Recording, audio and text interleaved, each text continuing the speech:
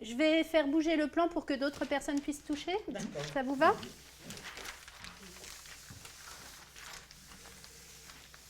Hop. Qu'est-ce qu'il y a comme couleur?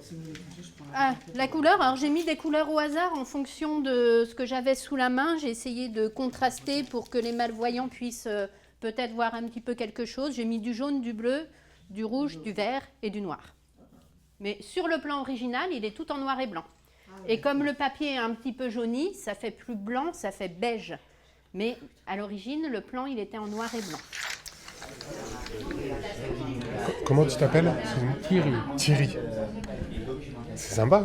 C'est sympa, c'est sympa. Bon, ça représente exactement la carte en relief, enfin en relief au toucher. Ouais.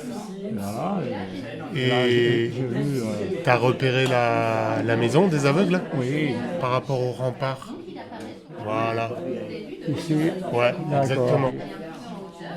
Et donc, Jusqu'à la Saône. Ouais. c'est ça, jusqu'à la Saône. Et la maison des aveugles, du coup, elle est à l'extérieur du rempart, de cette partie-là du rempart.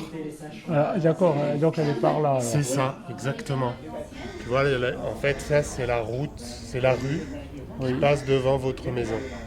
D'accord. La maison est à peu près par là. Le projet est venu suite à une rencontre avec Laurence Tripoli du service archéologique de la ville de Lyon, où il nous a présenté le projet qu'il avait mené depuis quelques années avec la Maison des Aveugles et la volonté des participants de découvrir les cartes originales. Et donc on a réfléchi à ce moyen de pouvoir présenter la vraie carte aux archives municipales.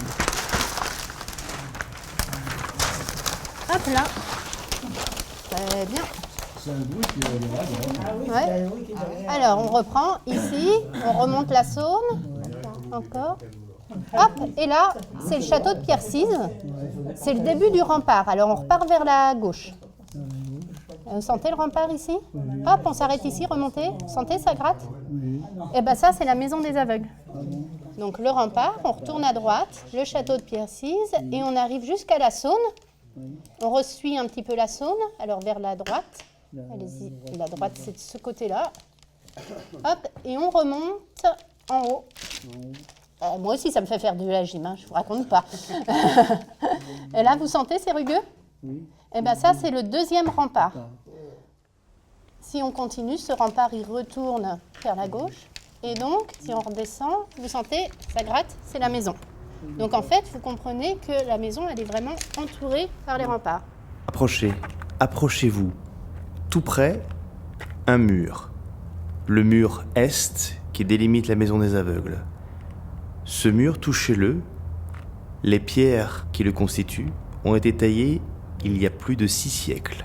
Ben moi, ce que j'avais envie de découvrir, c'est un peu Lyon et son histoire. Donc, étant originaire, moi, du Nord, hein, je suis un chimie, hein, je suis né à Roubaix. C'est vrai que je connaissais Lyon parce qu'on y passait pour remonter dans le Nord, donc on le contournait, mais sans vraiment connaître la ville. Puis là, l'occasion s'est présentée de rencontrer les archivistes et puis les archéologues qui nous ont bien expliqué. Là, ce qui est représenté sur la carte que Marie a faite ou sur le plan de 1740, eh ben, le niveau de la ligne d'eau de la Saône, en fait, sur ces plans-là qu'on a avec nous aujourd'hui, est plus basse qu'aujourd'hui.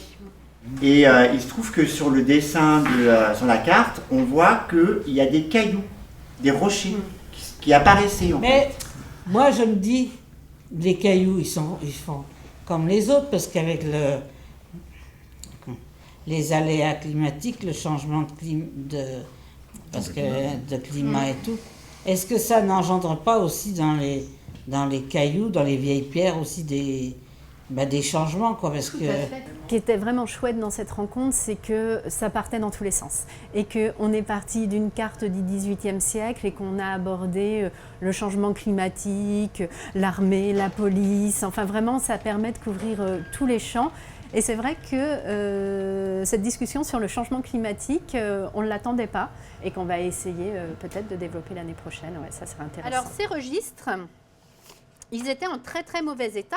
Et donc, du coup, elles ont été refaites. Donc là, vous voyez il y a, enfin pour ceux qui voient bien sûr, vous avez une couverture récente qui a été faite avec du papier qui imite le papier ancien. Et il n'y a qu'une chose du registre ancien qui a été conservée, c'est la petite étiquette qui était sur le registre ancien, sur lequel s'écrit classe 1916 et qui donc là date de 1916. Moi, je dirais que ce sont des trésors, tout ce qu'ils font. Ça doit être très passionnant pour eux d'aller découvrir des sites. Par exemple, l'explication sur le Rhône et la Saône, où le Rhône se termine et où la Saône commence, enfin vice-versa. Ne serait-ce que ça, c'est fabuleux. Vous êtes au confluent. C'est quoi le confluent? La Saône. En face, Donc là, vous suivez la Saône en haut. En bas, vous avez suivi le Rhône. Et donc là, si vous retournez vers votre droite, vous suivez. Et donc là, vous avez la main sur la Saône. C'est pas facile à toucher parce qu'en plus, vous n'avez pas encore tout touché. Et du coup, non, encore. Oui, mais c'est tellement grand, je ne sais pas si on y arrivera. C'est ça. Je vais faire bouger le plan pour que d'autres personnes puissent toucher. Ça vous va?